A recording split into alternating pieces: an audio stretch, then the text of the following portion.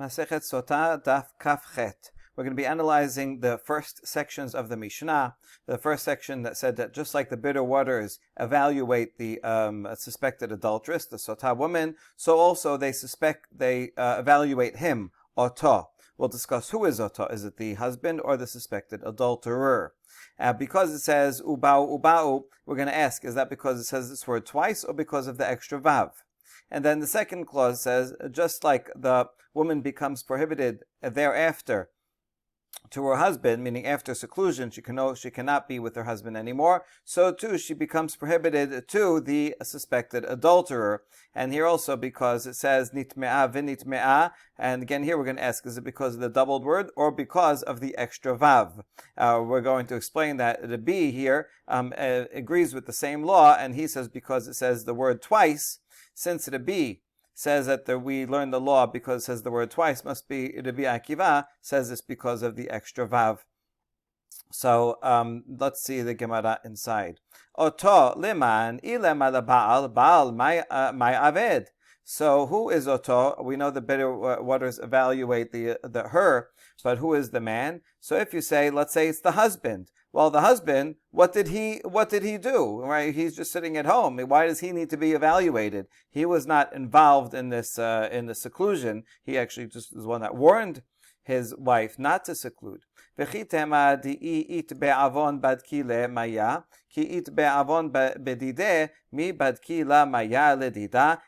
you'll say, well, the bitter waters will have an effect not only on the wife, but also on the husband if he did something wrong. Right? Let's say at some point during the process, or maybe before the process, he was with his wife after she was secluded and he's not allowed to be with her, or at some other point he sinned. So then when she drinks, he also will be evaluated for something wrong that he did.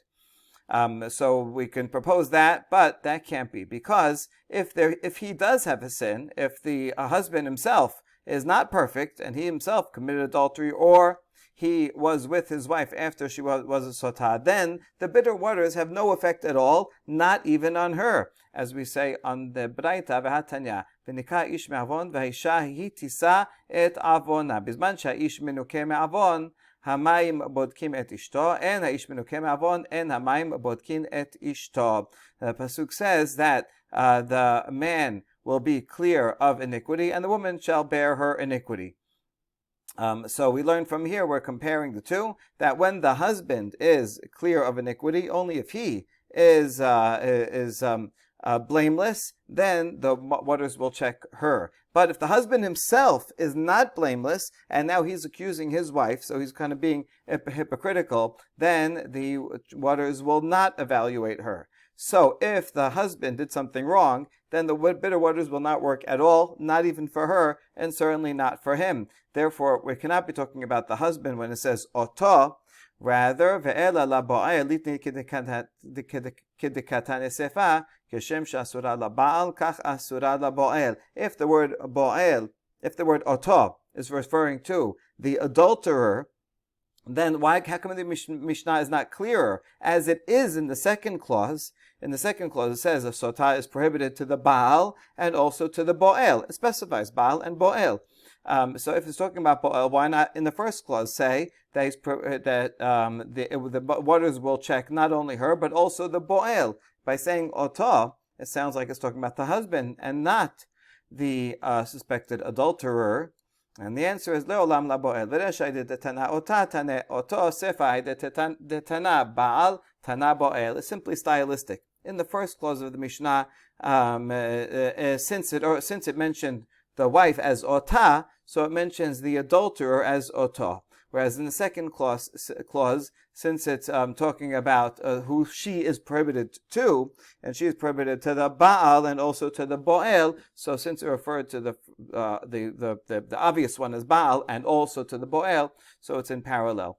So in fact, Otah and Bo'el are referring to the same person, the suspected adulterer, but it uses a different word because of the association of who else is prohibited. Who else is involved in the first clause is that the waters will evaluate her, Otah, and also Otah, if that is equal language, and Baal and Bo'el are equal language.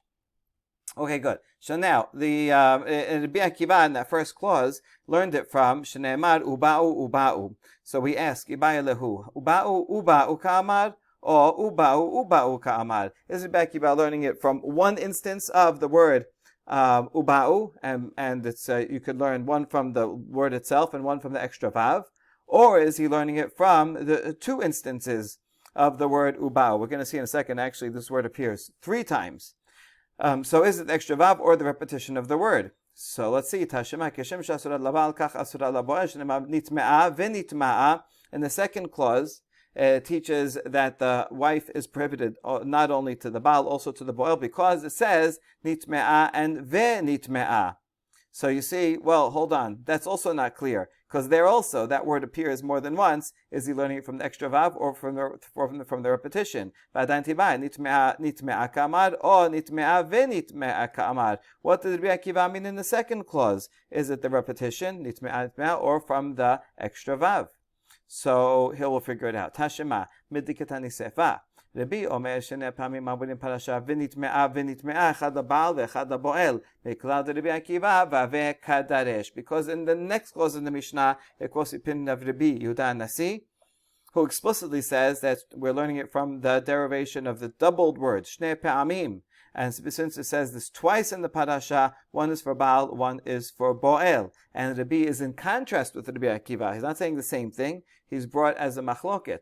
And so they agree with the final law, but they disagree about the derivation. So therefore, we can see that Rabbi Akiva is learning from the extra vav in the case of Venitmea and also in the case of Ba'u Ba'u. He's learning that the water will evaluate her and also him, the suspected adulterer, from the extra vav. Hilkach Rabbi Akiva shita kere'eketive. Now that we know that for Rabbi Akiva, that he's learning from the extra vav, this word uba'u actually appears 3 times in the parasha, and each one has a vav, so we can derive 6 items from all the instances of ba'u and uba'u. What are all the 6 that we're going to learn? One of them will be for the basic commandment that Hashem commanded that these waters take an effect. One for her and one for him. That's just the basic commandment. We learn it. A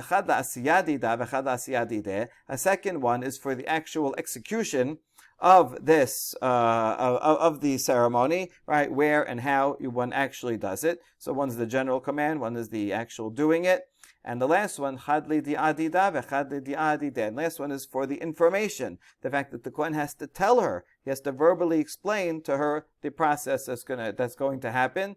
And ba'u would be for her, and u'ba'u with extra vav is to tell him, the adulterer, right? We have to bring him also in and say, listen, right? If you are guilty, this is the waters that she drinks. This is going to affect you as well. All that was for Rabbi Akiva, but now we ask V'Rabbi telata kire'eketi ve'echad l'sava'a ve'echad l'siya ve'echad l'idiyah V'Rabbi keshem shamayim bodkin ota kach bodkim oto mina le. So now for Rabbi, who does not use the extra vav, so now all we have is 3 words that we can derive all of those laws from. So Rabbi, from the 3 times that it says uba'u, he will learn one is for the commandment, one is for the execution, one is for the knowledge that you have to let her know, and all those 3 are referring to the woman herself. But Rabbi, where is he going to derive that just like it evaluates her, also evaluates him? It didn't say in the Mishnah. Rabbi only explained the nitme'ah, that she becomes prohibited to 2 people, but he didn't explain how he learns this law, that the suspected adulterer also will be tested by the waters. How does he know that? So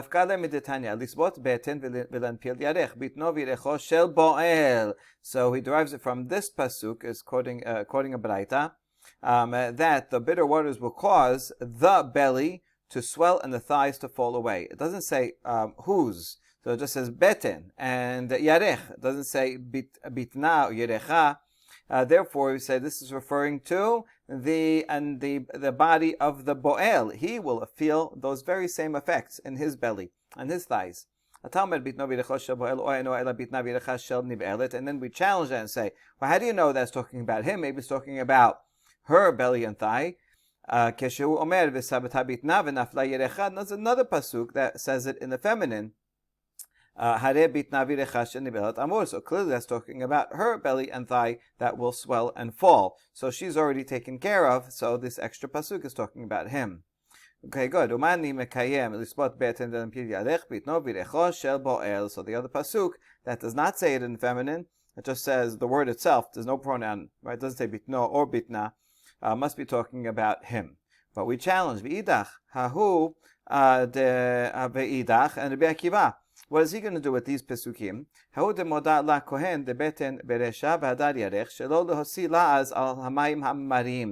Okay, we need this pasuk going to Rabbi Akiva to let her know that in the actual process, it will be belly first that will feel the effect, and not only after yarech. Even though in both of these pesukim it says beten and then yarech, there is yet a third pasuk not quoted here before this one that says yarech and then beten. And so that pasuk is actually that order is because midah keneged midah, yarech is first and then beten. So that's why that pasuk is kind of the model. However, when the Sotah waters actually go in, because of the order that they go down the digestive tract, it will affect the beten first and then yarech. So if you only said yarech and then beten, if the Kohen only said that, then everybody would say, oh, see, the waters aren't working because they worked in the different order than the Kohen said. And so Rabbi Akiva says that's why we need these pesukim in order to tell you that although the Kohen warns him in one way, but then says, oh, but still it might actually happen the other way. So that's why we need the doubling. And so that's what Rabbi Akiva does with the doubling of the pesukim. So v'idach, and how about Rabbi Yehuda Nasi? How is he going to learn that and everything else that he derived from these same pesukim? In ken lichtob kera bitna v'irechaha. My beten v'yarech shema mina laboel. So Rabbi Yehuda Nasi says, if it was just to teach me that the order of belly and thigh can be this way, but it can actually take an effect the other way, then it could have been written in the feminine, bitna v'irecha. Why does it say it without a pronoun, just beten and yarech? It must mean that it refers to not only her, but also to the boel. The waters will affect him as well. Last question. Well, maybe the entirety of the pasuk is coming to teach me that it affects him, and does not teach me anything about the order of thigh and belly. No, if it was only coming to teach us that the waters affect him, the adulterer, then it should have used a pronoun for him, his bitno virecha, his belly, his thigh. By not doing that either, by just putting the noun without a pronoun, so then we see on the one hand it's not referring to her, it's referring to someone else, but it's also not only referring to him, it's also teaching us that the order may be the opposite, and that still is everyone will know that that's still the effects of the Sotah, even though it happens in a different order. Okay, next. Amar Rabbi Yoshua kachaya doresh zechariah. He's the one that quotes Rabbi Yehuda Nasi that says, since it says 2 times, nitme'ah, that's how we know that she's prohibited to both the Baal and the Boel. And now we're going to quote a long baraita about not only twice, but actually 3 times that it says this phrase and what we learned from each. Teno Rabbanan, 3 פעמים אמורים בפרשה, אם נטמעה, נטמעה ונטמעה. למה? אחד לבעל, ואחד לבועל, ואחד לתרומה, דברי רבי עקיבא. So from the repetition, we learn that the defilement happens, that she becomes prohibited to her husband, right? Once she becomes secluded, she can no longer be with her husband. She also can never, again, be with the adulterer. Like even if she gets divorced, she can't go and marry the adulterer. And also, if she was eating terumah, she now has to stop eating terumah. If she was married to a kohen, now she can no longer eat terumah. And that's what Rabbi Akiva learns from the 3 times that it says it. Amar Rabbi Ishmael, Kal v'chomer, Uma gerusha shemoted litroma, asura lichuna, zos she'asura bitroma, en odin she'asura lichuna. Rabbi Ishmael comes and adds yet a different law about marriage of kehuna. He says there's a kal v'chomer here. If a gerusha, a woman who is divorced, can eat teruma, how so? Let's say she's a bat kohen. She goes and marries some guy, a Yisrael. She gets divorced from that guy. She moves back in with her into her father's house. She can once again eat teruma, even though she cannot marry a kohen anymore because she's a divorcee. So you have someone who cannot marry a divorcee but can eat teruma. So from that we can learn that a sotah who cannot eat teruma, as we just said, right, if she's married to a kohen, or if she's a bat kohen and she goes and is with someone else, that she loses her right to eat teruma. So all the more so, she should not be able to marry a kohen. And so Bishmael is deriving from this kal v'chomer that a sotah will not be able to marry a kohen. Now it's not clear if Rabbi Akiva will agree or not agree with that, because he's adding something else. Rabbi Akiva just talked about eating teruma. Bishmael says also marrying a kohen. Now, matamud omar v'hi nitma'a v'hi lo nitma'a. Im nitma'a lama shota, im lo nitma'a lama mashke. In the pasuk 14 in the perek, it gives both sides, right? Either she is guilty or she's not guilty. The point of the pasuk is to say that she's going to have to drink either way. But we ask, hold on, if she is guilty, why does she have to drink? If you know that she's guilty, then she will get the punishments for committing adultery. And the second half that says if she's not guilty, if everybody knows that she's not guilty, then why is she drinking? Right? The drinking is only to clarify something that we don't know. So what does this pasuk mean? And the answer, which is the peshat, is that we don't know. Right? We are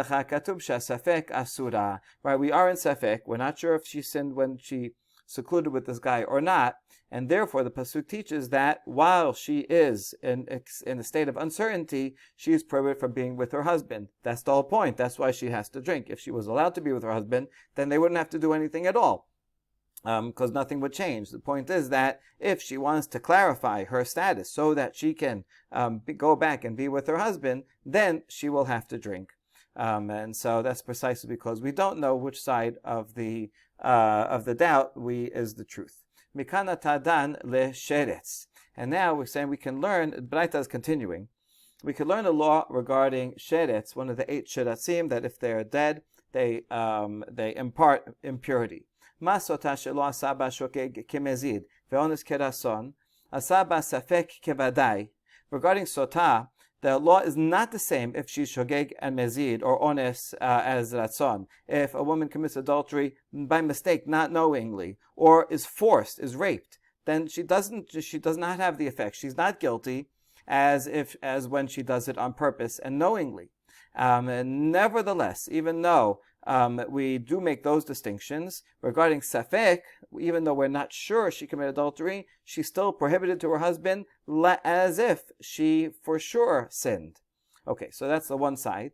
Sheretz shasabo shogeg kemezid ones kerason. A sheretz, if someone drops a dead mouse, right, in some pot or food or whatever, by mistake or on purpose, doesn't matter, it's still tameh, right? Or if they do it willingly or unwillingly, it makes no difference. The tum'ah still is going to impart tum'ah, no matter whether a person did it on purpose or by mistake. It's just a reality. It's not a guilt matter. So enodin she'aseh bo safek kevadai, and therefore, since we make less distinctions regarding sheretz, so all the more so we should say, if we're not sure, right? We were here, we're not sure, did this mouse go into this, dead mouse go into this pot or not, and we're not sure, so we should treat it as for sure it did, right? All the more so, if sotah, when we make more distinctions, we don't make a distinction between safek and vadai, and we say she's prohibited to her husband, so sheretz, where we do not make the distinctions, so we should also not make a distinction and consider a safek to be prohibited.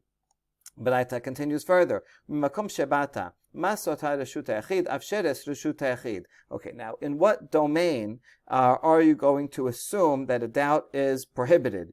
Regarding sotah, it's when it's in private. She's secluded in private. Nobody else was there, and so therefore we suspect that something happened. So we should also say regarding sheretz, this creepy crawly, only if this event happened that it fell into some kind of pot, and it was in a private domain, not outside in the street in public domain, but it happened in private domain. That's where we should assume it's prohibited. But if it happened in public domain, we can say it's permitted.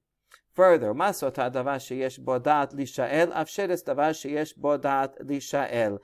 the case of sotah, this is a person who has awareness, and therefore you can ask them, right, what happened? Did you sin? Did you not? And that's a case where we assume a doubt is prohibited. So to sheretz should be a case where there is some awareness. Now, obviously, the dead mouse is not going to have an awareness. Even if it was alive, it's not going to have an awareness. We're talking about a case where there was a person around, right, that could have known what happened, but they don't remember, they're not around, and we can't ask them. And so it's only when there is a human entity around that had awareness of what happened, that's when, in private domain, we assume that the item is tameh. And based on all that, מכאן אמרו, דבר שיש בו דעת להישאל, ברשות היחיד, ספקות טמא, ברשות הרבים, ספקות טהור. We learn from the law of Sotah 2 other cases of tum'ah. Anytime there is some awareness, there's someone there, was there, that had awareness that we could ask, and it also happens in a private domain. So anytime you have a doubt about a ritual impurity in a private domain where there was some awareness, but they're not around and you can't ask them, and so then we have to assume stringently. But in the Shut Rabim, then we assume leniently, which makes a lot of sense because there's always, when you're walking in the street, there always might be things, something overhanging where you walked, and maybe there was a grave underneath, and you're not sure, did I walk directly under there or did I walk nearby? So there was awareness because I was there and I was walking. There was someone else that was seeing me walking. So there is awareness, and there's always things like that in the Shut Rabim. It's difficult to control. So practically, it makes sense that we should say sefek is tahor. Whereas in a private domain, one can arrange things and be more careful and make sure that these stumbling blocks are not around. Okay. On the other hand, if there was no awareness, no person, no human around, and something just happened, and we're not sure, then whether it's in private or public domain, we assume that it is tahor. Okay, all that is the baraita, and then we're going to analyze this baraita. But this analysis is going to take us well into the next daf, so we'll leave the analysis for tomorrow. Baruch Adonai le'olam, amen ve'amen.